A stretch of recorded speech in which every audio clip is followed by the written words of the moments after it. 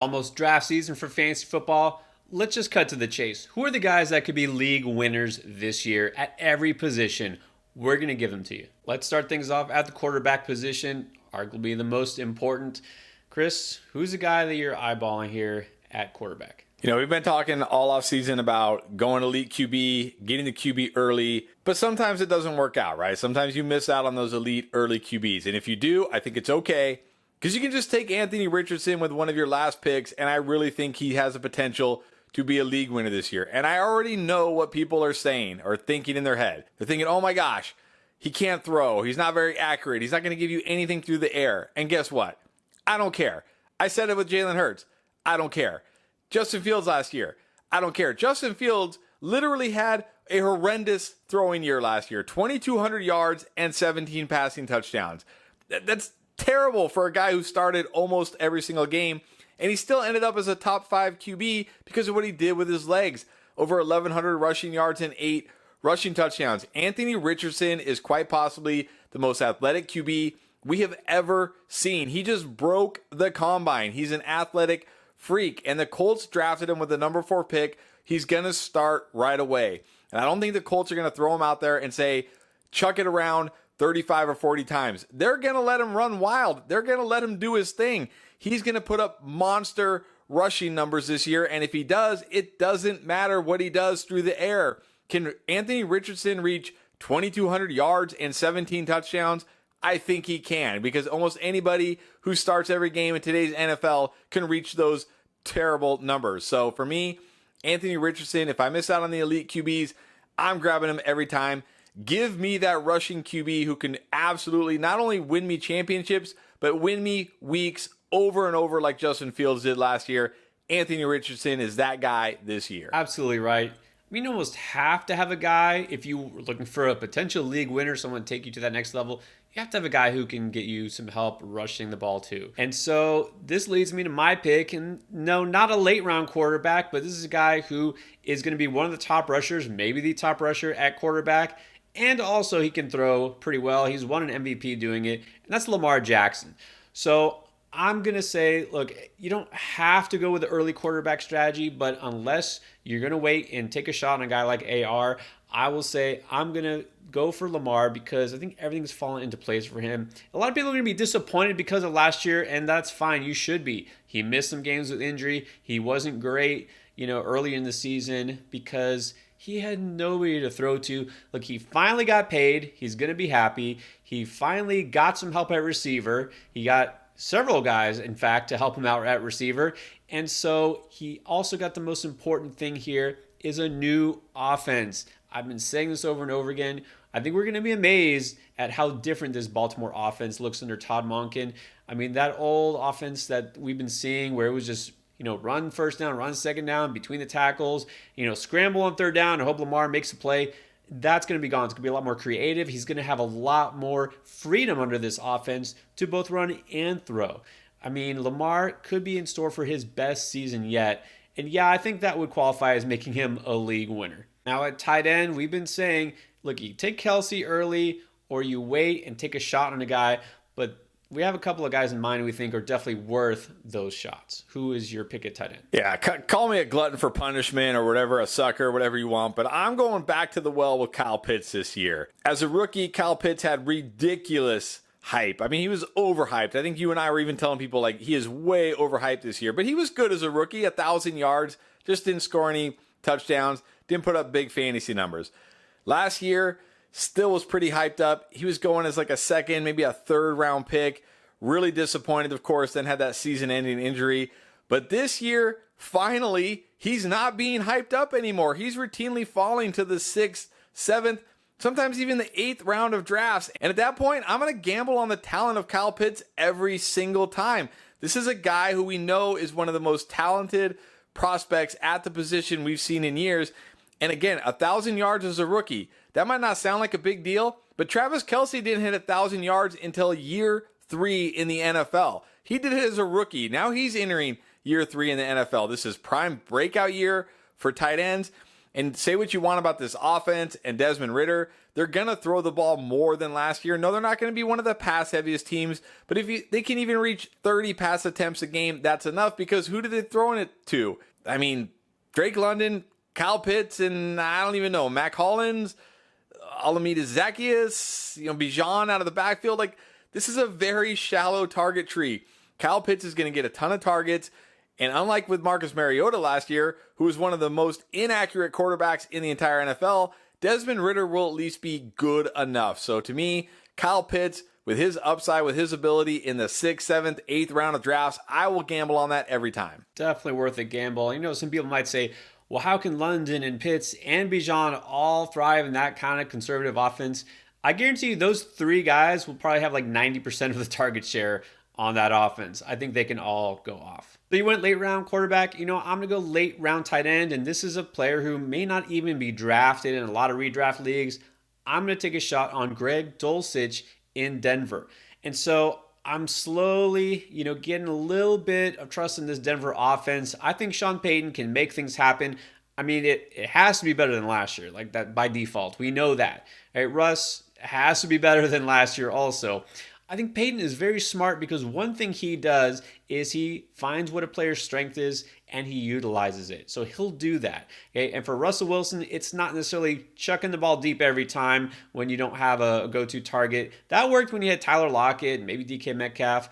It's not the strength of this Broncos, receiving core. And the fact that they don't really have an alpha. We talked about that. Maybe Jerry Jeudy will be fine, but he's not really a true alpha. At least he hasn't shown that he will be. Cortland Sutton, it doesn't look like it either. There will be plenty of targets for Greg Dulcich. We've talked about this also. Greg Dulcich has been pegged for that, we call it joker role in this offense. Payton finds a guy that you think is versatile and that can move around different formations, take advantage of matchups. He has identified Dulcich for a reason. He's an athletic tight end. He really showed some flashes last season. He will be used in this offense. And one thing we should know about Payton, you might know all the way back to when he started coaching. He started out as the offense coordinator for the Giants, so he oversaw, if y'all remember, Jeremy Shockey and his great rookie season started him off on a great career. And then when he went to New Orleans, he was the coach when there was another former Hurricane tight end that had a pretty good career. That's Jimmy Graham. I think he's shown that he likes to use tight ends, and if Dulcich is going to get that kind of usage, he will absolutely be a league winner when you can draft him in the final round. Before we get to running back and wide receiver, let me remind you that this is the time to join us on flockfantasy.com. Go to flockfantasy.com/endgame. Use code endgame, and you can join right now, 30% off any subscription while it lasts. We have our Dynasty course. We're soon to put up our redraft, how to dominate your draft video course. You can join us in real Dynasty leagues. Get a head start and join our mocks before we go live, and you can be the first to join our actual endgame leagues when they open up. So again, flockfantasy.com/endgame. All right, now the fun positions. Let's get to running back. Who's the guy you're looking at right now? Yeah, I keep talking about J.K. Dobbins, but I can't help it because this is a situation where talent and health should finally meet opportunity, because that's been the big issue with J.K. Dobbins is the health. It's not that he doesn't have the talent. This guy was an elite prospect coming out of college. Remember, 2,000 yards his junior year, over 20 touchdowns. He was drafted in the 2nd round. He was expected to be a stud running back. And when he's been healthy, he has been a stud running back. If you look at his career, he's averaging 5.9 yards per carry. And what I really liked last year, I was telling people last year, you're too high on J.K. Dobbins. He's coming off a major knee injury. Don't draft him in 2022. Draft him in 2023 when people aren't on him anymore because they just got burned by him. Here we are. They've been burned by him. You can routinely get J.K. Dobbins in the 5th round, sometimes even the 6th round of fantasy drafts. This was a guy over the last 5 games last year, averaged over 100 yards per game. And like you said, that was in a terrible conservative offense without Lamar Jackson. Not to mention, J.K. Dobbins wasn't even close to 100% in those games. I mean, he had horns coming out of his knee. He was running with like a limp in his gait. Now he's going to be 100% healthy. We talk about it all the time. ACL running backs, you want them year 2, not year 1. This is year 2. We're going to have a fully healthy J.K. Dobbins, by the way, who's also playing for a potential contract this year, so he's going to be motivated, kind of like maybe Josh Jacobs was last year. And they're going to be, like you said with Lamar Jackson, this is going to be a totally different offense with Todd Monken. It's going to be a more dynamic offense. It's going to be an offense that's going to have way more opportunities to score. And Pro Football Focus has the Ravens ranked as the 4th best offensive line right now. I feel like everything is pointing to J.K. Dobbins having a massive season this year, and nobody cares because he burned him last year, even though you shouldn't have drafted him last year. You know, I'm on board with that pick, is what I said about the Ravens with Lamar Jackson. I have a player in mind who has a lot of similarities, so let's see if we can figure it out. Playing for a contract this year. You know, you talk about the Ravens having the, 4th best offensive line. This team had the best offensive line last year. This is also a guy that has been a little bit underachieving, had a lot of injuries, but is ready to finally explode, I think. And don't let it be said that we are stubborn or that we don't change our minds on guys or we have anything personal. No, because you were not touching J.K. Dobbins at all last year, and neither was I. I was completely off of DeAndre Swift last season, and now I think I'm all the way in. I'm trying to get him more and more because this is not only a great value of where you can get him, a guy who is the lead running back on one of the best teams, maybe the best offense, at least in the NFC, if not all of football. And so why would you not want to draft a guy who is one of the most talented and in one of the best positions? Because he's finally away from Detroit where whatever the case was, it seemed like it was almost a personal thing, right? Didn't have the trust of the coaching staff. He's always banged up. All running backs get banged up, all right? I think Philly got him. They're going to use him. He's going to play for that contract. He's going to play to prove himself. And he's going to be in the perfect situation. He doesn't even need to get 20 plus touches a game. His efficiency, as he's shown over the years, is going to make up for it. So I will gladly take a chance on a guy like this who could finally meet his massive ceiling because it's definitely going to be worth it. Then it's time for wide receivers. So many choices. But who's the guy who's really caught your eye? Yeah, there's a lot of potential candidates here, but I'm going to go with rookie Jordan Addison. He's a guy every time he's on the board, I'm drafting him. I think he's going to be the best rookie wide receiver this year. Maybe not long term, but this year he will be. He landed in the best possible situation for him because he's not a guy who you would want to be like the number 1 alpha wide receiver. You want him to be a number 2 wide receiver. And the last time I checked, the Vikings have a pretty good number 1 wide receiver, so that part he checks. But also, this is a very good player, and this is a team top 5 in pass attempts last year. If you look at Adam Thielen, the old dusty guy he's replacing, Adam Thielen was top 5 in routes run last year. That's going to be Jordan Addison this year. He's going to run a ton of routes. And defenses aren't going to go into the game thinking, we need to shut down Jordan Addison. No, they're going to still focus all of their attention on Justin Jefferson. Jordan Addison is going to be out there running against second string corners, number 3 corners, getting soft matchups, layup throws. He's going to be Kirk Cousins, kind of like, okay, Justin Jefferson's triple teamed. Where's Jordan Addison? There he is. Let me hit him. That's who Jordan Addison is going to be this year. I think he's going to lead all rookies in receptions. I think he's going to have a big yardage season. I think he has touchdown upside. We see it, we've seen it a lot recently. Rookie wide receivers come through, especially in the second half of the season.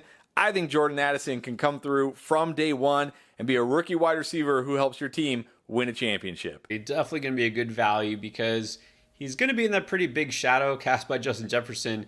That's exactly how you take advantage of him as his own team's wide receiver too. So I'm going to go with a player that is, I guess, technically the wide receiver 2 on his offense, but he could wind up being the guy this year. A lot of people think Jalen Waddle sometimes, maybe a little overdrafted. He usually goes late second or early third round in our mocks that we do, and some people are like, it feels a little early.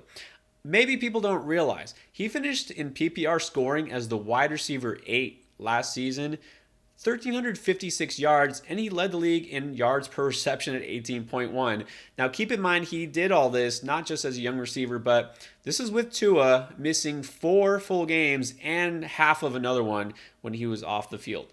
Let's imagine, God forbid, everything goes right for Tua, and he plays a full season or pretty close to a full season, and this offense is just going to be even better. It's going to be firing on all cylinders, and what if Tyreek Hill, with now this whole thing that's come up with the legal trouble, if he's missing some games, Waddle has a legit shot at 1,500 plus yards. Either way, whether Hill is there for the whole season or not, I think Waddle is being underdrafted. Second round seems like the perfect spot for him, but I'm going to take him, and I think that he's a guy who could serve as your wide receiver one. I think he is legitimately a potential league winner because he's shown he is a stud, and that offense, McDaniel is going to make sure that he gets the ball early and often. Those are some players that could be league winners for you this year. I mean, should be drafted higher, but these guys are really tremendously undervalued, and they could be studs.